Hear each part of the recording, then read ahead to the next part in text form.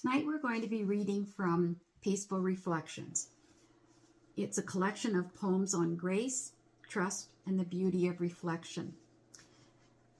There is over 100 poems in the book, so it was very difficult for me to choose which ones to read to you. Tonight I've chosen 4. For the quiet moments that matter the most, this collection began not with a plan, but with the soft stirrings of memory and gratitude. A scent from the kitchen, the way the light lands on the floor, the sound of little feet, or no feet at all. These poems are gathered like pebbles in a child's pocket, small, ordinary things that hold extraordinary meaning when you stop to look. Some are prayers, some are love letters, some are simply the noticing of grace where it often goes unseen. I never set out to be a poet. I set out to live with my eyes and my heart open. The words came later. This book is for anyone who's ever made soup for someone they love, who's watched their child become a parent, or who's found God in the quiet of the walk in the woods. You'll find no loud declarations here, only stillness, wonder, and love that stays. Our first reading tonight is When the Sky Says Goodnight. The day slips low without a sound, a golden hush wraps all around. The sky begins its tender show, a painted grace, a gentle glow.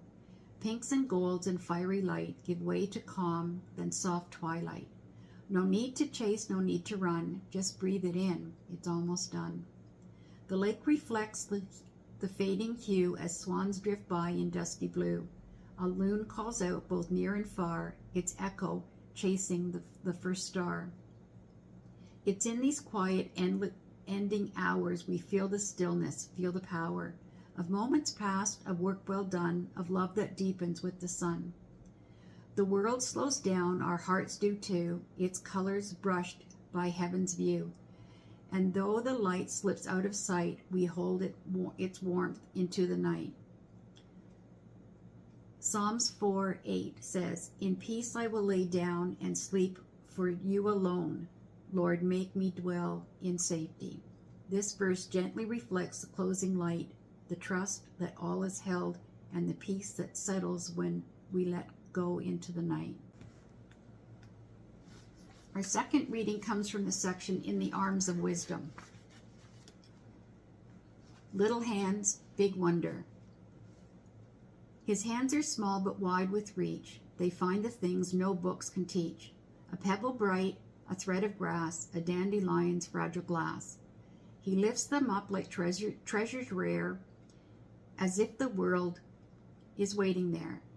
And in that grasp, so firm, so free, the world unfolds again for me. No need for map, no grand design, he charts new wonders every time. A stick becomes a rocket ship, a leaf, a flag, a cloud, a ship. He doesn't doubt what he can hold, or what small hands can shape and mold. With every reach he dares to show that trust is how new things can grow. I watch him lift, examine, place, and see the joy light up his face. And in his grasp, so sure, so sweet, my own heart finds a steadier beat. He lives by touch, by awe, by grin, and lets the sacred tumble in. He finds what I once overlooked, the joy that never made the book. So when his hands reach out to mine, I hold them soft like something fine, for they remind me of how to be, to wonder, to trust, and truly see. Truly I tell you, unless you change and become like little children, you will never enter the kingdom of heaven. This verse shows us that sometimes the smallest hands open our eyes the widest.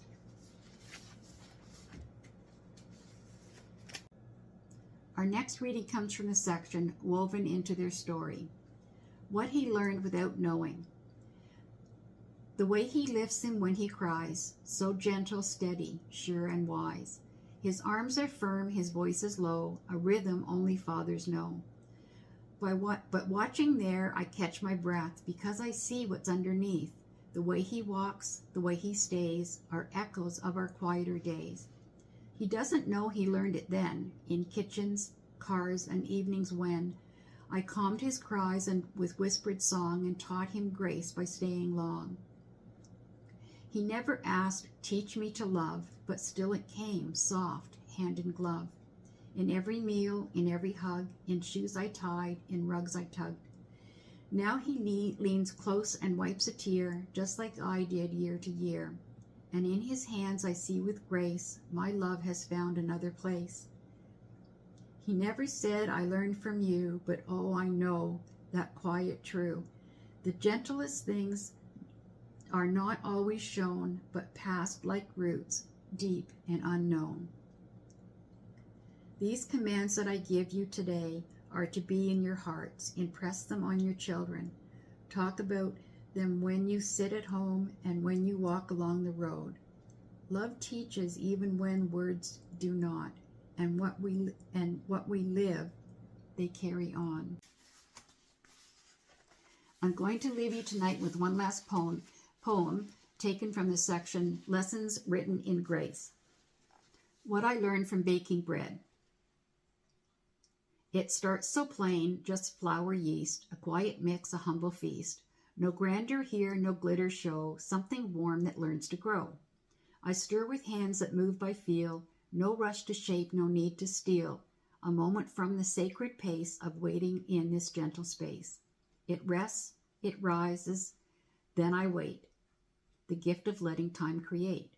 No shortcuts in this kind of grace, no way to force what must take place. It teaches me that things take time, that growth is slow but still divine, that warmth and rest and silent prayer can feed more souls than we're aware. The kneading is a kind of song of strength in softness all along, of care pressed in with steady hands, of love that few will understand. And when it bakes, a whole house knows a scent like home, like hope, like rose. Not like a flower, but life instead. That's what I learned from baking bread. Thank you for joining us tonight. Every poem in Peaceful Reflections is a quiet invitation to slow down, to notice, and to find God's gentle presence in the rhythm of our days. Thank you for sharing this moment with me. I hope that these reflections bring a little stillness to yours.